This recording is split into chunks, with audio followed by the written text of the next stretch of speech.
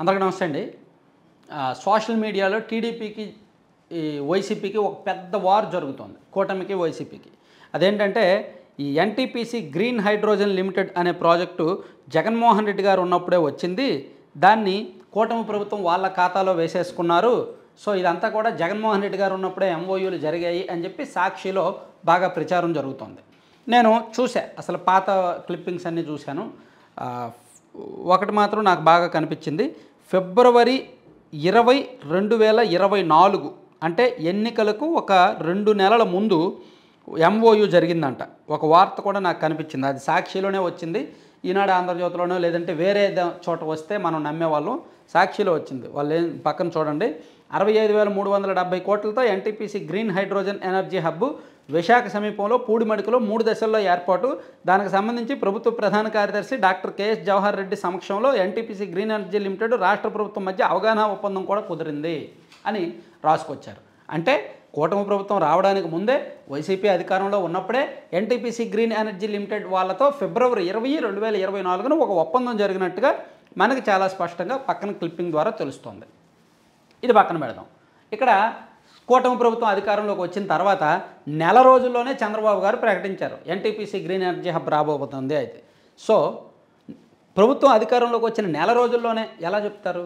So ఇక్కడ purely ఒకటి మాత్రం నిజం. జగన్మోహన్ రెడ్డి గారు అధికారంలో ఉన్నప్పుడు ఒప్పందం జరిగిన మాట నిజం. దాన్ని వీళ్ళు కొనసాగించారు. అది ఇక్కడ గొప్పతనం. నేను ఇక్కడ కొంచెం డెప్త్గా వెళ్తాను. హైదరాబాద్ అంటే మనం ఏం చెప్పుకుంటాం? ఓఆర్ఆర్, శంషాబాద్ ఎయిర్పోర్టు, అక్కడున్న ఫ్లైఓవర్సు, హైటెక్ సిటీ, ఇదంతా కూడా చెప్పుకుంటాం కదా. సో ఓఆర్ఆర్ కానీ శంషాబాద్ ఎయిర్పోర్ట్ కానీ ఎవరు కట్టారు? ప్యూర్లీ వైఎస్ రాజశేఖర రెడ్డి గారే కదా. రాజశేఖర రెడ్డి గారు ఉన్నప్పుడే నిర్మాణం జరిగింది. ఓఆర్ఆర్ నిర్మాణం అదే ఆయన ఉన్నప్పుడే జరిగింది. శంషాబాద్ ఎయిర్పోర్ట్ కూడా ఆయన ఉన్నప్పుడే జరిగింది. చంద్రబాబు గారు దీనికి మూల పురుషులు అంటే వైసీపీ వాళ్ళు యాక్సెప్ట్ చేయగలరా? చంద్రబాబు గారు ఉన్నప్పుడు దీనికి ప్లానింగ్ జరిగింది, డిపిఆర్ సిద్ధం చేశారంటే వైసీపీ వాళ్ళు యాక్సెప్ట్ చేయగలరా? చేయలేరు. 2002లో అప్పుడు వాజ్పేయి గారు ప్రధానమంత్రిగా ఉన్నారు, చంద్రబాబు గారు ఉమ్మడి ఆంధ్రప్రదేశ్ ముఖ్యమంత్రిగా ఉన్నప్పుడు శంషాబాద్ ఎయిర్పోర్ట్ నిర్మాణానికి సంబంధించి అప్పుడే ప్రపోజల్స్ రెడీ చేశారు. అప్పుడే డిపిఆర్ రెడీ చేసి కేంద్రానికి పంపించారు. సో అప్పుడు ఒప్పందం జరిగింది, అప్పుడు డిజైన్ జరిగింది. ఆ తర్వాత రాజశేఖర రెడ్డి గారు వచ్చాక దాన్ని కొనసాగించారు కాబట్టి ఆ క్రెడిట్ రాజశేఖర రెడ్డి గారికి వెళ్ళింది. లేదు చంద్రబాబు గారిదే అంటే వైసీపీ వాళ్ళు ఒప్పుకోరుగా. అలాగే ఓఆర్ఆర్ కూడా అంతే. చంద్రబాబు నాయుడు గారు ఉన్నప్పుడే దాన్ని ప్లాన్ చేశారు, దాన్ని డిపిఆర్ సిద్ధం చేశారు, కేంద్రానికి ప్రపోజల్స్ పంపించి ప్రాథమికంగా నిధులు కూడా మంజూరయ్యాయి. సో ఆ తర్వాత రాజశేఖర రెడ్డి గారు వచ్చి దాన్ని కట్టారు కాబట్టి ఆ క్రెడిట్ రాజశేఖర రెడ్డి గారికి వచ్చింది. సేమ్ ఇక్కడ కూడా అంటే ఏం జరిగింది? అక్కడ చంద్రబాబు గారు చేసుకున్న ఒప్పందాలను రాజశేఖర రెడ్డి గారు కొనసాగించారు. ఆ క్రెడిట్ ఆయన తీసుకున్నారు. ఇక్కడ కూడా జగన్మోహన్ రెడ్డి గారు తన పరిపాలనలో ఎన్టీపీసీ గ్రీన్ ఎనర్జీ వాళ్ళతో ఒప్పందం చేసుకున్న మాట వాస్తవమే. దాన్ని చంద్రబాబు గారు కొనసాగించారు. సో ఆ క్రెడిట్ వీళ్ళకే వస్తుంది. ఇప్పుడు ఎన్టీపీసీ గ్రీన్ ఎనర్జీ లిమిటెడ్ అనేది కట్టారు అనుకోండి, కన్స్ట్రక్షన్ జరిగింది అనుకోండి, రేపు పొద్దున్న నాకు 50,000 మందికి ఉద్యోగాలు వచ్చాయనుకోండి, ఆ క్రెడిట్ ప్యూర్లీ చంద్రబాబు గారికే వస్తుంది, కూటమి ప్రభుత్వానికే వస్తుంది, పవన్ కళ్యాణ్ గారికే వస్తుంది, నరేంద్ర మోదీ గారికే వస్తుంది. అంతే కదా.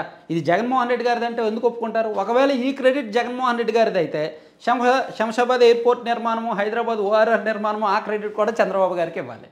దానికి ఒప్పుకోరు కదా. ఇది అలాగే 2019లో జగన్మోహన్ రెడ్డి గారు అధికారంలోకి వచ్చినప్పుడు ఏం చేశారు? ఒకవేళ ఆయనకు అటువంటి క్రెడిట్లు కావాలి అనుకుంటే మంచి పనులు చేయాలి. క్రెడిట్ కావాలి, గొప్ప కావాలి అనుకున్నప్పుడు మంచి పనులు చేయాలి. చూడండి, విజయవాడలో కృష్ణానది దగ్గర ఉన్న రిటైనింగ్ వాలు టీడీపీ ప్రభుత్వం ఉన్నప్పుడు కొంతవరకు కట్టారు, ఒక 2.5 కిలోమీటర్లు. ఆ తర్వాత మిగిలింది జగన్మోహన్ రెడ్డి గారు వచ్చాక కొనసాగించారు కాబట్టి ఆ క్రెడిట్లో సగం వాటా ఆయన తీసుకున్నారు. అలాగే ఇతర ప్రాజెక్టులు ఏవి కూడా ఆయన కొనసాగించాల. పోలవరం కానీ, అమరావతి కానీ, లేదా ఇంకొన్ని పరిశ్రమలు కానీ అవన్నీ కూడా జగన్మోహన్ రెడ్డి గారు అధికారంలోకి వచ్చాక కొనసాగించాలి. అలా కొనసాగించి ఉంటే క్రెడిట్ వచ్చేది. అఫ్కోర్స్ 2014 నుంచి 2019 వరకు కొన్ని ఒప్పందాలు జరిగాయి. ఆ ఒప్పందాలను జగన్మోహన్ రెడ్డి గారి అధికారంలోకి వచ్చాక కొనసాగించి కార్యరూపం దాలిస్తే ఆ క్రెడిట్ ఆయనకే వచ్చేది. సో ఇక్కడ ప్యూర్లీ ఇక్కడ ఒప్పందం చేసుకున్నది జగన్మోహన్ రెడ్డి గారు కాదు అని నేను చెప్పట్లా. జగన్మోహన్ రెడ్డి గారి హయాంలోనే ఎన్టీపీసీ గ్రీన్ ఎనర్జీ లిమిటెడ్తో ఒప్పందం జరిగింది. అది కరెక్టే, 100% వాస్తవం. ఫిబ్రవరి 20, 2024 జరిగింది. సో అంతకుముందు చర్చలు 2023 మార్చిలో చర్చలు జరిగాయి. యాక్చువల్లీ ఎన్టీపీసీకి వైసీపీ ప్రభుత్వానికి చర్చలు జరిగిన తర్వాత ఎంఓయూ 2024 ఫిబ్రవరిలో జరిగింది. దాన్ని కూటమి ప్రభుత్వం వచ్చాక దాన్ని అందిపుచ్చుకున్నారు. ఎస్, ఇది మంచి ప్రాజెక్టే కదా, రాష్ట్రానికి వస్తే మంచిదే కదా అని చెప్పి దాన్ని యాక్సెప్ట్ చేసి నెక్స్ట్ లెవెల్కి తీసుకువెళ్ళారు. కాబట్టి ఆ క్రెడిట్ ఎవరికి ఇస్తారనేది ఎవరిష్టం వాళ్ళది. Thank you.